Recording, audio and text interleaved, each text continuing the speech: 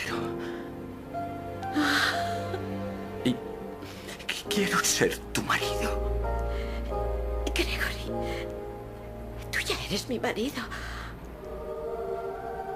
¿Es verdad? ¿Es verdad? Sí, es verdad. Caray. ¿Qué? Me estoy mareando. No es nada. Se te pasará. Agárrate bien a mí.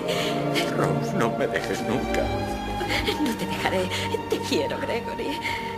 Me moría estando lejos de ti. ¿En serio? ¿Cómo me alegro? Te quiero igualmente, aunque seas guapa. Oye, todo se me caerá cuando me haga vieja. Ya estoy empezando a engordar. ¿Ah? ¡Qué consuelo!